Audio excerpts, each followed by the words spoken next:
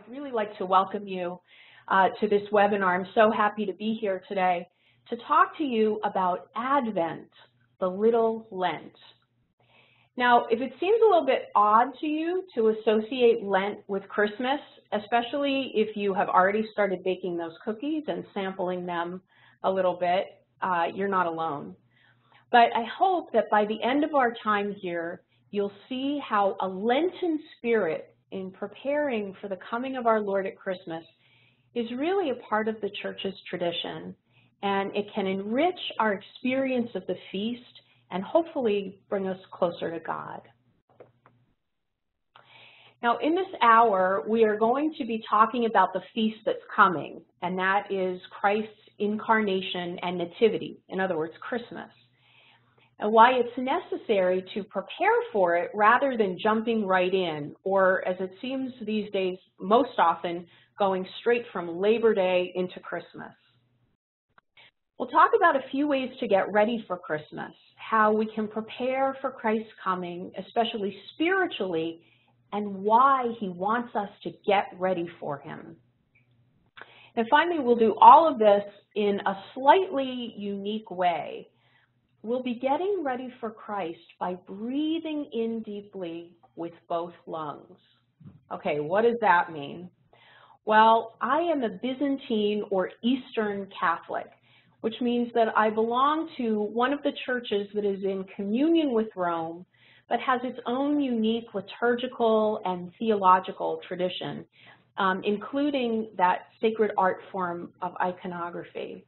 And we could easily do a whole other webinar just on the Eastern churches.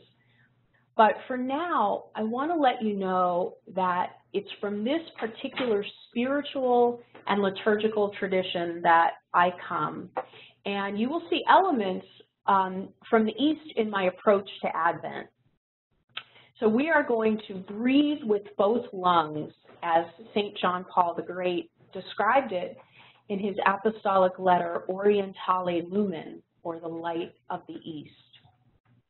And I hope that this merging of East and West in our approach to Lent and to the Feast of the Nativity will help you to have a deeper experience of God's love for us made manifest in his becoming a man.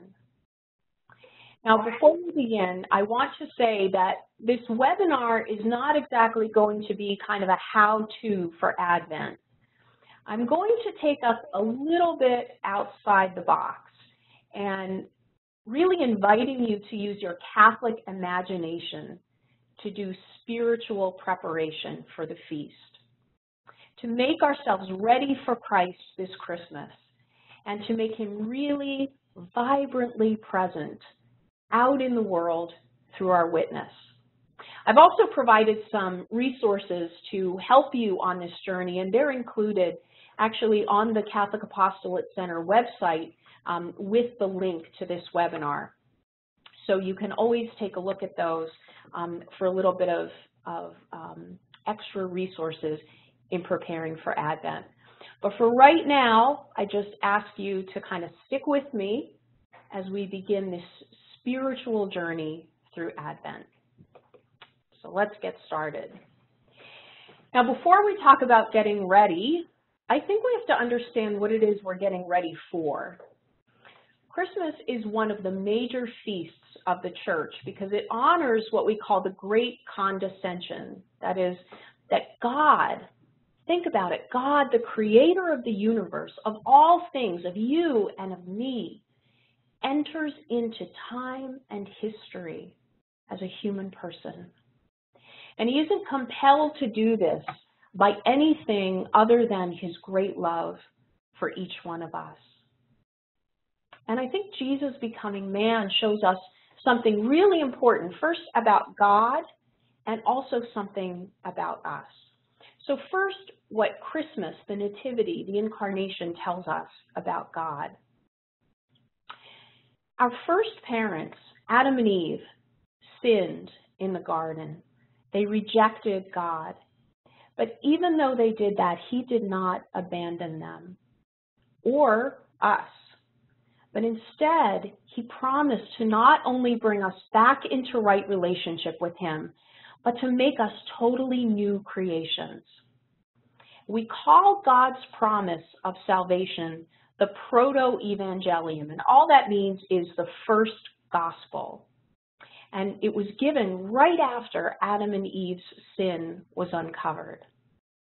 The gospel is actually proclaimed for the first time way back in the book of Genesis, in chapter 3, verse 15, when God says to the serpent, who is the devil, the one who tempted Adam and Eve, I will put enmity between you and the woman. In other words, hostility, conflict between you, the devil, and the woman, between your offspring and hers.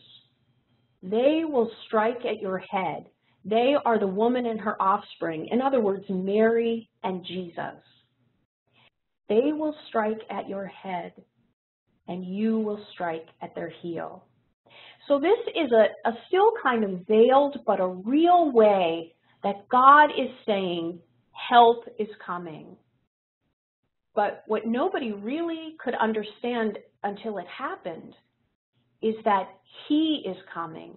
It's God himself who was on the way to rescue us, to save us. So it turns out that God's promise of himself is nothing less than his self-gift. His promise is that name that we hear in Christmas hymns, and we see them on Christmas cards all the time, Emmanuel. Now, Emmanuel doesn't mean God checking in with us or God hanging out with us for a little while. And Emmanuel is not Jesus' middle name or a funny biblical nickname. Emmanuel means God with us, literally and in the most intimate way possible. Remarkably, beautifully, and undeservedly, God is with us. Now, the Feast of the Nativity, or God's condescension, God with us, also tells us something important about who we are as human persons. Each one of us is so infinitely loved, and we are willed by God, made in his image and likeness, so much loved by him that God not only wants to save us, but wants to be with us in the most intimate way possible. God is with us, and he is for us. And so that realization alone should make us want to just roll out the red carpet for him. So this big feast is coming, and we should get ready for it because we prepare for things that are good. So, for example, if you're looking forward to a vacation, right, you make travel arrangements. You tune up the car, you pack your bags. You do all sorts of things to get ready for it. There's lots to do when you're preparing for the birth of a child or for a wedding or even a presentation like this one or presentation you might do at school or for work. You need to do some preparation to work on the little details in order for that thing you're waiting for to be really fruitful. Well, the church feels the same way about holy days. They're better enjoyed, and they bring about the greatest fruit when we prepare for them. And so the church helps us to do that by carving out a specific time frame to help us direct ourselves spiritually and emotionally and even physically toward the Lord.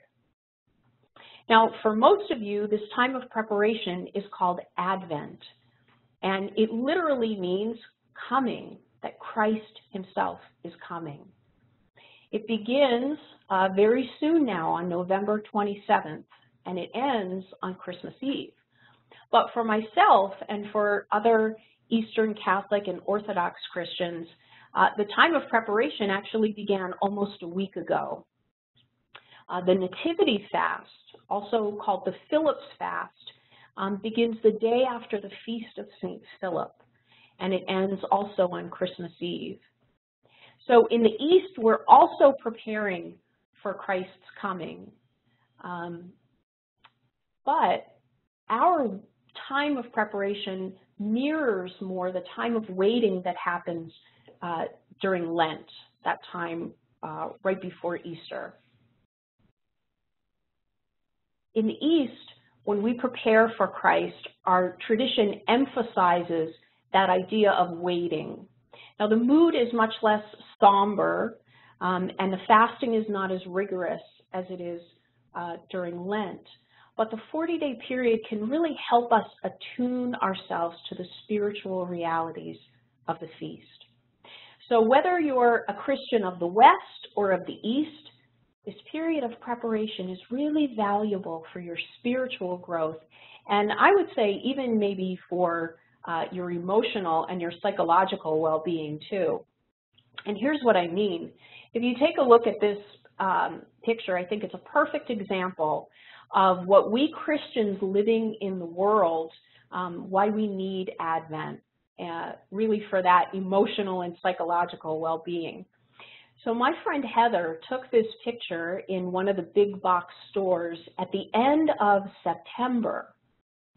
And if you take a look, it shows on either side of the aisle all of the Christmas decorations set up. But if you can see, if you can peer all the way down to the end of the aisle, you can see a couple of signs that say boo. And there are some Halloween costumes hanging on the racks. We are caught in this endless holiday loop where one holiday follows right after the other without really allowing us to enter into any of them in a meaningful way. We just kind of keep looking ahead to the next one. And in fact, even as we are filming this webinar, Thanksgiving hasn't happened yet, but the Christmas music and Christmas movies are already everywhere, and they've been out there for weeks.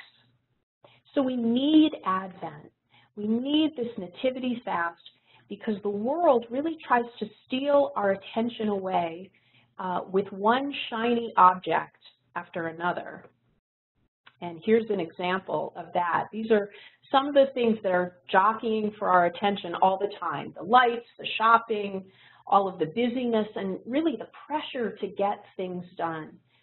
So it's really hard to anticipate anything when you feel like you're really already in the middle of it all.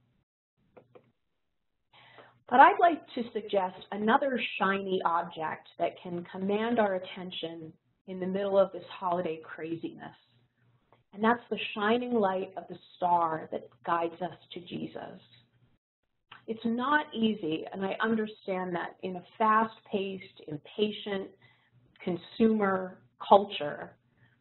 But think of it as the difference between the sunlight that streams through a window in the middle of the afternoon and brightens and warms the room, and those overhead fluorescent lights that are bright but cast a really weird glow across the room. Both of these things are light, but one of them tends to kind of leave us a little bit off, maybe a little bit ill at ease or anxious. Well, I think that we can think of Advent as throwing open those blinds and letting the warm and comforting light in, the light of Jesus Christ. All right, now that we have established that the church carves out this Advent period for us so that we can get ready for Christ's coming at Christmas, let's take a few positive steps toward how we can prepare for that. What do we need to get ready for? What is so critical about preparing in ways other than shopping and baking and decorating? Well, as Christians, the real preparation doesn't happen outside. It happens inside of us. It's preparing to conceive and give birth to and make a home for Christ, and then to take him out into the world. And here's what I mean by that. One of the names for the Virgin Mary, the Mother of God, which was affirmed by the Council of Ephesus in 431, is Theotokos. And that means God-bearer in Greek, because she conceived the Son of God by the power of the Holy Spirit and gave birth to him for the salvation of the world. So she isn't the mother of some really special man. She's the mother of God. I would suggest that each one of us is also called to be a Theotokos, a God-bearer. Though obviously this doesn't happen in the same way as it did for Mary. But we are to conceive Christ in our hearts and give birth to him in the world in real, concrete ways. So we need Advent to help prepare us to receive that seed of God's grace that will allow us to invite him in and to really take root within us. And the quote I have here on the screen by the German mystic Meister Eckhart is a little bit provocative, I think. But I also think that it's really worth sitting with for a little while. Meister Eckhart says, "We are all meant to be mothers of God, for God is always needing to be born." In other words, we're meant to make space in our hearts for Jesus, just like Mary made space for him in her womb, so that he can be born in us and transform us. If we try to utilize this time of Advent as best we can to find ways to make space for Christ in us, then I think it might be helpful in our preparation for Christ to prepare as we do for guests who are coming for Christmas. We want to make our homes habitable spaces, right? We want to make them clean and comfortable. We want our guests to feel like our home is theirs. And the same goes for Jesus. Advent is our time to make a home for him. Now, the icon I have here shows Joseph with that bundled up and very pregnant Mary on the journey to register for the census in Bethlehem. They had to find a suitable place for Christ to be born, in a place that was really far from their home. Advent is our spiritual journey, picking up what we need to in order to make a suitable place within us for Christ to enter in and to make his home. So Advent for us is both about being prepared, but also being open to God's surprises for us. And this quote from St. Teresa of Calcutta explains what I mean by this. And I think it should fill us with real optimism and hope and encourage us on our Advent journey. Mother Teresa says, "The season of Advent is like springtime in nature, when everything is renewed and so fresh and healthy." What a beautiful way to describe this period of preparing. And so different it is, isn't it, from that previous slide that we saw of all the lights and the busyness, right? A springtime, a time to be refreshed and healthy. Advent is also meant to do this to us, to refresh us and make us healthy, to be able to receive Christ in whatever form he may come to us. So as you enter into this Advent season, or if you're continuing on your journey through the Nativity fast, open your heart to the little surprises that God has just for you in particular. So now that we know what we're preparing for and why we're preparing, how can we bring a little bit of the Lenten spirit into Advent and try to turn off those blaring lights and all the noise of the world so that Christ can enter in? Well, first, I think it's important to know that in both the West and the East, this notion of a little Lent is just that. It doesn't have the intensity or the rigor in fasting that period before Easter has, but it still does have a penitential character. We can best describe it, I think, as a joyous fast in which we are taking positive steps toward the stable to meet Christ. So I think instead of thinking of it as a radical deprivation, that we undertake during Lent, we can make the Nativity fast a time of radically making space for God and receiving His grace. Advent can become an opportunity for radically receiving others, too, through acts of generosity and love and presence. And the icon you see here is a close-up of the angel announcing to Mary that she'll be the mother of God. Mary didn't see this coming. This was definitely not in her plans. But she opened herself up, trusting without even really understanding what was happening, and she simply received. So we should try to think about that during this little Lenten time as an opportunity to be surprised, just like Mary, to open ourselves to what God has planned for us and to be willing to be filled up by Him. So how can we bring the Lenten spirit into Advent? Well, I thought a lot about it, and what came to my mind was a kind of reimagining of the traditional Lenten framework into something that we can relate to Advent and the birth of Christ. So during Lent, we're encouraged to incorporate the 3 pillars of prayer, fasting, and almsgiving into those 40 days. Well, I thought about some ways in which these pillars can correspond for us during Advent. And so I came up with these 3. That prayer is linked with time. Fasting is linked with patience, and almsgiving is linked with presence. So let's see how these play out for us concretely. During Lent, that first pillar of preparation for Christ's death and resurrection is prayer. In our little Lenten preparation for Christmas, prayer is also a really important element, but I think we can marry it in a particular way with a focus on time, the time that we take for God and the time that we take with each other.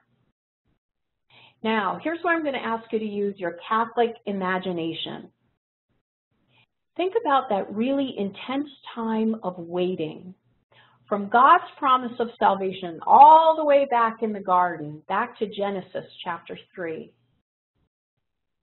It was a long, long time from there to Christ's incarnation and His birth. And the people really grew impatient, which I think we can all relate to. We're all looking for ways to speed up time, aren't we? Just whenever Monday rolls around, we're already wishing that it was Friday. So it was hard for Israel to wait for the Messiah. And 2 of my favorite examples of the willingness to both pray and take time are shown in the 2 icons on the screen. First one is Anna and Joachim. And if you'll remember, they are the couple who longed for a child and prayed for a long time and waited until God finally heard their prayer, and Anna conceived Mary, who would become the mother of God. And in the other icon, you see the priest Zechariah, who suffered along with his wife Elizabeth, also waiting for a child, until Elizabeth finally conceived John, who would become the Baptist and the forerunner to Christ. So use your imagination and put yourself in their places. Consider not only their perseverance in prayer, but the time that they spent wondering what God was doing. How long would it take for their prayers to be answered? Ultimately, though, they waited in faithful anticipation. Now, think about yourself. Can you give yourself the time that's necessary to prepare for whatever surprises God has for you? Well, practically speaking, how can we better incorporate prayer into our Advent preparation and really be intentional with time during this season. You know, on radio and TV and the internet, the countdowns to Christmas have been going on practically since the end of summer. And they're designed to convince us just how little time we actually have. But I want to ask you to try not to get pulled in or not get pulled in too much to that stress over time. Instead, in those moments when you feel pressure, take a breath and recall the anticipation of Anna and Joachim and Elizabeth and Zechariah. Look for opportunities to experience this time of preparation for Christ with some of the traditional practices that many of you probably already have at your own disposal. So in your home, in your apartment, your dorm room, your classroom, if you're a Catholic school teacher or if you teach Sunday school, make a place for an Advent wreath and mark each day of the Advent journey with one of the traditional Advent calendars. And it's even okay if it's the kind that has chocolate in it. The point is taking some time each day and each week through Advent to live in anticipation and prepare your heart for Christ. Make an effort to spend a little extra time with the Lord at your parish if they're having special services during the week, or maybe just show up to Mass a few minutes early or stay a couple minutes later. Maybe schedule some time to visit with Jesus in adoration, even if it is only 5 or 10 minutes. Think about ways that you have fallen short and make time to go to confession before Christmas. If the time since your last confession has been 40 days or 40 years, it does not matter. The time is now for you to return to confession, to return to Jesus, because he's waiting for you. I recently saw this wonderful quote, "As the year of mercy ends, remember the door of every confessional is a door of mercy." How amazing. Don't be afraid. I promise you that a good confession will be time well spent. And finally, if you can take the time to enter into silence and contemplation with the beautiful St. Andrew Novena, the Christmas prayer of anticipation. This prayer takes time, and I mean it. It is meant to be said 15 times every day from the Feast of St. Andrew on November 30th up to Christmas Eve. But the point is not for you to just rattle off the prayer, but to really enter into it in a meaningful way, to use your imagination to see that scene in your mind's eye. Hail and blessed be the hour and moment in which the Son of God was born of the most pure Virgin Mary. Feel the chill in the air and experience the darkness at that late hour. At midnight in Bethlehem, in the piercing cold. You can say this prayer 15 times all at once, or you can break it up throughout the course of the day. Maybe you could try saying it while you're walking the mall or if you're waiting in a long line. Or imagine how much more peaceful the time spent in the car while you're in the middle of a traffic jam might be if you just let the repetition of these words calm you. You can say this prayer as a family, you can say it by yourself, invite friends or housemates or fellow parishioners to pray it with you. However you choose to use this prayer, I would ask you to just give it some time. Now, the second Lenten pillar is fasting, and I think we can reimagine it for Advent in terms of patience. Think about the patience of all the people throughout salvation history as they waited for the Savior, and they really had to learn patience the hard way. Sometimes they tried to hurry God along. They tried to really take control of his plan, which usually ended up not helping at all. The icons that I chose for examples of this pillar show just a few of the people who are challenged to be patient and to fast from trying to take control and to tell God how things ought to be done, which is something I know that I can relate to, and maybe you can too. Noah built the ark in faith, but not without a lot of hassle from all the people around him who really thought he was crazy. But he waited inside that ark as it rained for 40 days, and then another 150 days until the waters finally receded. And I don't know about you, but I get cabin fever just if I've been stuck in the house for a day after a snowstorm. Then there's Abraham, and he waited a long time with Sarah for the son that God promised to them, but not before each of them really grew impatient and tried to make it happen sooner. And so Abraham sleeps with Sarah's maidservant, Hagar, and she conceives a son. Abraham and Sarah were so impatient and tried to take control of things, and yet God still put them back on track and fulfilled his promise when Sarah conceived Isaac. And then finally, Moses and the Israelites wandered the desert for 40 years before they finally reached the promised land. And there were many times that Moses had to kind of play intermediary between the impatient and really complaining people and God, who exercised great patience by staying with them. Throughout salvation history, God tested and rewarded the patience of his people, especially when they fasted from trying to control everything and just waited on the Lord. So for us, I think Lent or Advent takes on a Lenten spirit when we try to fast from controlling everything.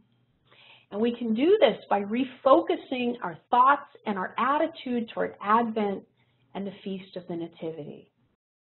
Noah, Abraham, Moses, David, Job, there were so many who grew anxious to make the promises of God come faster. So it took intentional refocusing and also a little bit of prodding from God to bring them back to this kind of docile stance of anticipation. I think in our modern terms, we would call that let go and let God. So as we work on patience within us, we can take some steps to put it into practice in our daily life. Maybe instead of giving up foods or certain practices or habits as we do during Lent, we can look for ways just to do with less, which sometimes I think is a little bit harder than going cold turkey. How difficult is it to eat just a few cookies or a few potato chips, or to just limit television or the internet to an hour? Be grateful for the good things that you have and be intentionally thankful for God's gifts. Make an effort to do this while you're shopping or baking cookies or cleaning the house, getting ready for your guests. You know that prayer is not reserved for your bedside or just for church. Even though the world is pushing us toward Christmas, kind of like that car on the highway that's tailgating you and making you feel like you have to go faster and faster, try to be intentional in slowing things down. And I know it's hard, and you might not be able to resist every single aspect of the Christmas rush, and that's okay. Be patient with yourself, too. Find maybe one thing, one little way to fast from what the world expects and to experience a little bit of patient anticipation. The third Lenten pillar is almsgiving, which we can associate in our little Lent with presents, that giving of ourselves generously to another and also to God. Now, presence is being with someone, sometimes giving, sometimes receiving from them, but most importantly, it's just being. And some models I thought that are representative of that presence are found in these two icons. On the left of your screen, you'll see the icon called the hospitality of Abraham. And this is that scene in Genesis chapter 18, verses 1 to 15, where Adam and Sarah welcome three mysterious visitors, and they're represented in this icon as angels. Now, many scholars and the iconographer himself identifies these visitors as a kind of early but sort of veiled appearance of the Trinity. So the icon depicts Abraham and Sarah showing hospitality toward these guests, making a home for their visitors. They're attentive to these men, and they are present to them. To the right is an icon of Mary and Elizabeth, where they are encountering each other for the first time since that miraculous event that made each one of them mothers. You know, when Mary learns that her cousin is pregnant, she rushes to her side, rushes there to be with her. And I really thought a lot about this idea of presence, especially as a kind of almsgiving, a giving of myself for the good of another person, or just being with another person. And I thought about really how lousy I am at that, how much practice presence requires for me. And then it was kind of brought home to me the other day when I saw a commercial on TV where there were some senior citizens who were reading tweets from teenagers about how boring it was going to be at Grandma and Grandpa's during the Christmas holiday. And the tweets described the teenagers having to be without on-demand programs and without Wi-Fi for the length of their visit with their grandparents. And in fact, one of the teens complains that she will be entering into the dead zone. In other words, at Grandma's house. So then we see one of the families arrive at Grandma's to find that the cable company has magically transformed the desert into a hotspot. And so the teen granddaughter is especially happy. And there are really sweet aspects to this ad because we see the family sitting together and they're watching Christmas movies and baking cookies. And there's one scene where the grandma is so delighted because her teen granddaughter took a picture of her grandma as a young girl and posted it on Facebook. And she shows her grandma how many likes that picture got. And grandma is all smiles and happy. So it occurred to me that technology can really do a lot of good for us. In fact, we're hopefully doing some good right now because you're able to see this webinar because of the technology.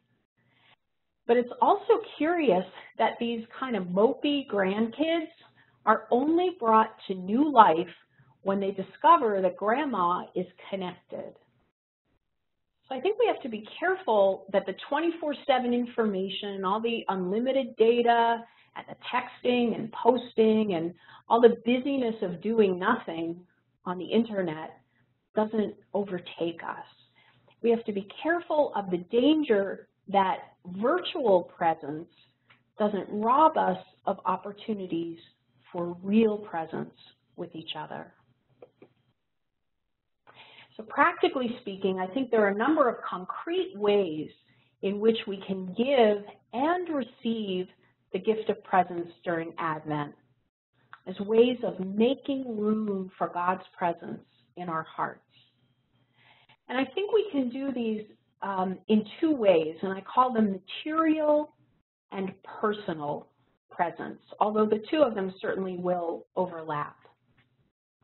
So what are some ways of offering our presence in material ways? Well, we can make a special effort to help the poor by donating food and money or gift cards to food pantries, or if you have a collection that you take up at your parish or some other organization in your community. You can donate toys and participate in the giving tree at your parish. And if your parish doesn't have a giving tree, well, maybe you could approach your pastor and get one started. You can donate to organizations that help the poor and the suffering and the persecuted, both here at home and also around the world. And there are some great organizations out there, like the Christian Near East Welfare Association, Catholic Relief Services, and Catholic Charities. You can give away what you don't need. So, for example, if you just bought a new winter coat and the old one is still in pretty good shape, but you know that you're not going to wear it anymore, why not give it to someone who doesn't have one? You can donate any of your gently used clothes or even furniture and other items to someone who can really make use of them. And remember places like homeless shelters and crisis pregnancy centers and maternity homes, and make donations to them of food and clothes and diapers, things that maybe you don't need anymore that someone else can put to good use. Try to make an effort to give away some of the things that you don't need to help someone else who is in need. Now, those ways of presence that we saw are all very good, but sometimes they can tend to be just a little bit remote in that they might not allow for a direct encounter with another person. Although, of course, those material ways you can be fully present to someone if maybe you go to a homeless shelter or volunteer in a soup kitchen. But there are ways in which we can give and receive our presence concretely that require our time and our patience too. So you can invite people to your home, provide some hospitality, invite them for dinner or just to spend a little time together. Invite people to church or to pray. Be attentive, especially attentive to your family and your friends. Try to be tuned in to other people's needs. You know, oftentimes this time of year is difficult for people. People are lonely. They might not have a lot of family around them or even many friends. So just be tuned in to how other people are doing. They won't always tell you how they're feeling, but you can be the person to take the initiative to see another person and to want to be present to them, to invite them to be with you. Be open even to encountering someone outside of your comfort zone. Just don't be afraid. Reach out and be present to another. And finally, you can give really the gift of mercy and presence through your prayer, praying for your family and your friends, and praying for those who have died. You know, praying for the people that we love who have died can be a particularly intimate way of being present to them in your thoughts and in your prayer. Now, preparing for Advent doesn't have to mean giving up Christmas shopping or baking or decorating or a lot of those really fun things that we associate with the holidays. And it also doesn't mean a moratorium on Christmas music or movies until Christmas Eve. So if you've already started indulging in those things, it's okay. It's a joyous season, and this is a joyous feast. And you know what? God wants us to be joyous. But just some little changes in how you approach this season can make a really big difference. The difference between getting overwhelmed and bringing a little bit of Lent into your preparation, preparing your home and your heart for whatever big surprises God has just for you. Now, there are a few resources that I have listed here, some great places where you can learn more about the season of Advent and preparing for the birth of Christ. Of course, the Catholic Apostolate Center, and they have some wonderful resources on a special Advent page on their website. The United States Conference of Catholic Bishops also has a lot of great resources. If you go to usccb.org and go to their prayer and worship page, you'll find a lot of really good Advent resources, as well as the daily scripture readings. Another new website that is really neat is the easternhospitality.org. And this is a way, if you want to get a little bit of the light of the East in your Advent preparation, they have some wonderful videos on making some nice foods for fasting during Advent, and also some really good catechesis to help prepare you for the coming of Christ. And the last resource that I have listed here is called Pray More Novenas. And this is a resource that I've been using a lot recently.